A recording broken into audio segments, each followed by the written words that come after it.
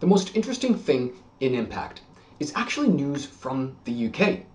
A legal breakthrough in the UK gives charity and philanthropic board directors in England and Wales, who collectively steer about $240 billion Canadian in assets, they can now prioritize climate change outcomes of their investments, even if this risks reduced financial returns.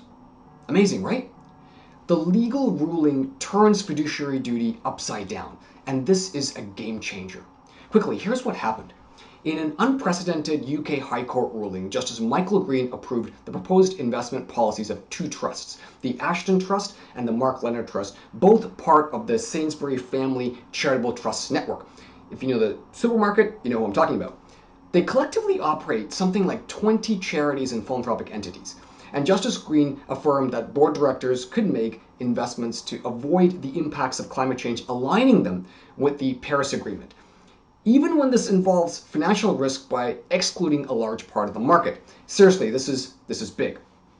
And in case you missed it, Corporate Knights just released their inaugural Earth Index, their new accountability tool to gauge whether countries are living up to their decarbonization commitments.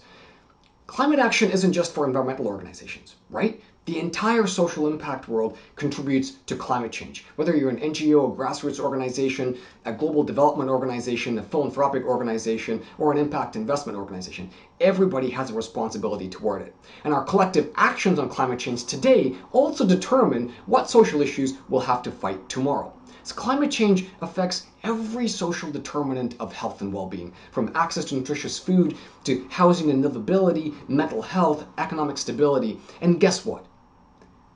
In the inaugural Earth Index, Canada is dead last among the G7 countries. There's lots of lost ground to make up, and it's on all of us. So here's 3 takeaways from the UK's landmark legal ruling. The first, Canadian philanthropy and charities need to redefine fiduciary duty for the 21st century. Yes, right now, boards are legally responsible for the financial health of a nonprofit, but this definition isn't fit for the times we're in.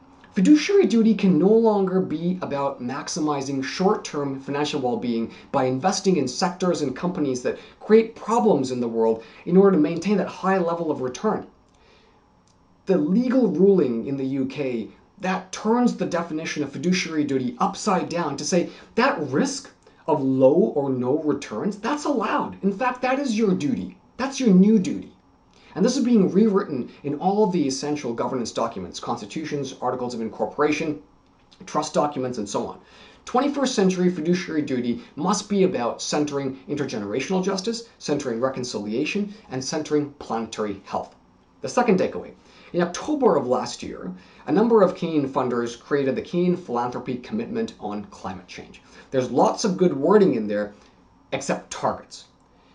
Imagine if the Paris Agreement didn't have a target, but just said, we all commit to doing varying levels of some good some time from now.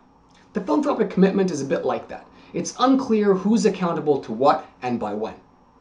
Ultimately, though, what gets measured gets done. It's been 6 months since the philanthropy commitment on climate change, and still no targets or public reporting on progress, which brings me to my last takeaway. Who pressures charities and foundations to divest? In October of last year as well, University of Toronto announced that it would divest its $4 billion endowment from fossil fuels. And this is due to massive pressure from students. While many foundations have now adopted some form of ESG, Future Good reporter Gabe Oatley was able to identify just 7 foundations that publicly committed to fossil fuel divestment. Just 7. And the biggest reason why this number isn't any higher? Folks say that there isn't any stakeholder group, like Students for Universities, to apply sustained pressure to charities and philanthropic boards.